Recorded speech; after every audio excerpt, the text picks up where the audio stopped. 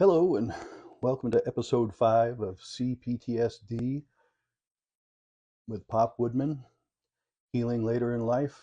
Today we're going to be talking about experiencing intrusive thoughts, nightmares, and flashbacks. And I'm going to share my own history with these three things. And this is something that people with both PTSD and C-PTSD, this is something that they deal with quite a bit. The intrusive thoughts, the nightmares, and flashbacks to the events that cause the trauma that is affecting you today, affecting me today as well. 10 years ago, the intrusive thoughts, nightmares, and flashbacks began to manifest themselves in my life. Prior to that, I had memories come back once in a while and occasional flashbacks, if you will, but really nothing too much.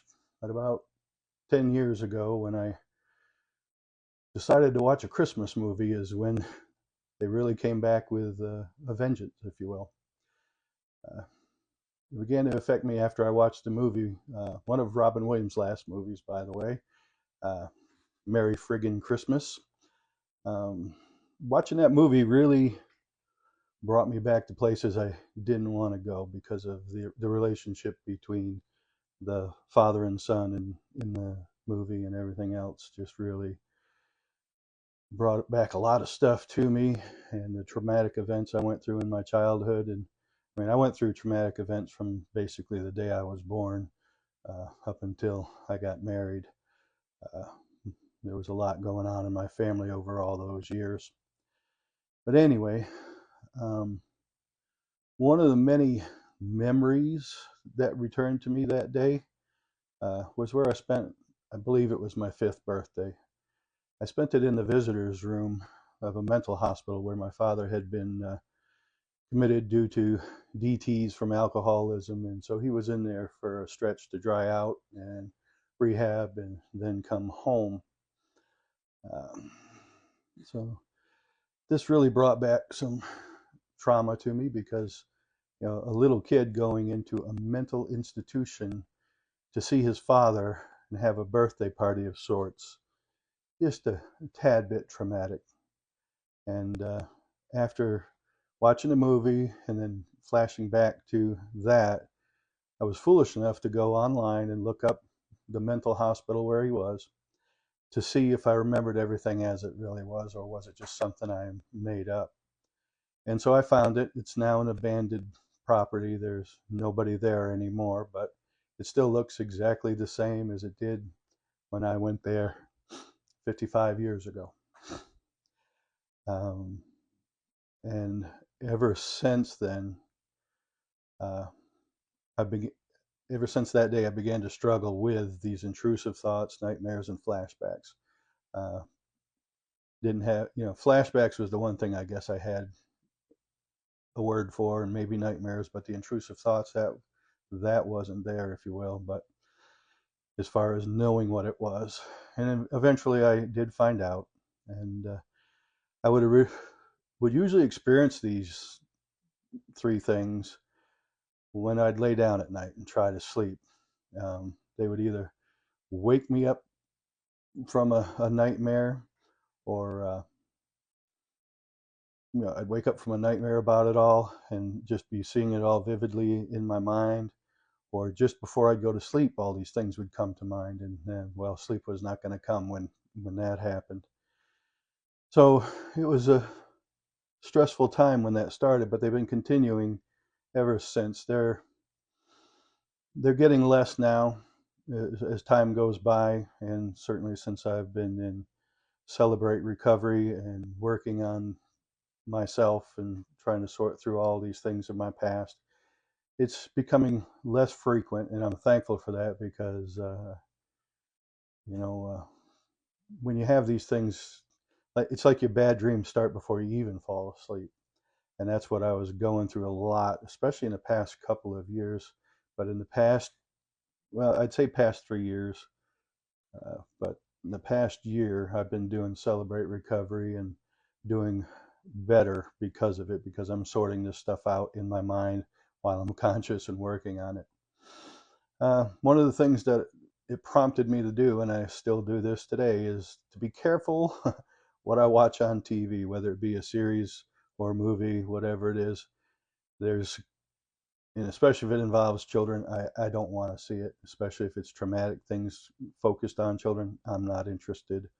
I can't stand that stuff happens, and I certainly don't want to flash back to the things that went on in my life when I was little. So rather than be triggered by stuff, I try to find out what it is I'm watching and be careful to choose the best thing that's I can enjoy it and not worry about where it's going to take me otherwise.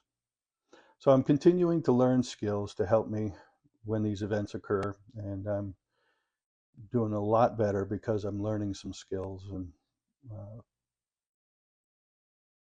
I wouldn't say compartmentalizing my life, but realizing that those things were then, they are not now. And that's kind of one of the biggest things you have to do, is realize that's in the past. That is not today. Today you're safe. Today you are away from all those things, and you don't have to dwell on them anymore. So that's one of the things I really focus on, is that's the past. That's not today. And certainly going through Celebrate Recovery, I've learned to live in the moment, live for today, not yesterday, not tomorrow. Today is enough. And as Jesus himself said, today has enough troubles of its own. And that is absolutely true. So I have to remind myself when I start going in the wrong direction, focus. You're safe. Live for today. Don't live in the past. Don't think about the future, but live for today. So that's been one of the greatest helps I've had, is going through this 12-step program. Uh, and Celebrate Recovery, for anybody who doesn't know what that is, it is a Bible-based 12-step program for recovery from hurts, habits, and hangups. And if you notice those three terms, hurts, habits, hangups, well, guess who has them? We all do in one context or another. So that's one of the great things about Celebrate Recovery. It's for anything that you're trying to overcome in your life, to work your way out of it. And I'm thankful for it, because I know my C-PTSD has affected me for 60 years. And I know it's affected my wife for going on 40 years, and my children. And my oldest will be 38 this year. So I've been carrying this for a long time, and it's been affecting my family for a long time. And thankfully, I was diagnosed last August. I think it was last August. It was last summer sometime anyway, when I went to Mayo Clinic to get help for all the neurological and muscle issues that I was having. And come to find out, everything that is manifest in my body, uh, the obesity, all the health issues, are really rooted in C-PTSD, because that's what it does to you.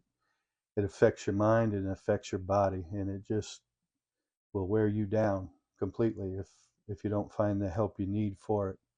And that's why I've started sharing these videos, because I know there's plenty of people and plenty of men in my age bracket dealing with this kind of stuff and not knowing what to do about it. And maybe their life isn't as good as it could be because of their hurts, habits, and hangups, and how they're affecting family and friends and work and everything else, because it affects every aspect of our lives if we have C-PTSD. And we don't want to be affecting people in a negative way. We want to be doing positive things for ourselves and for others.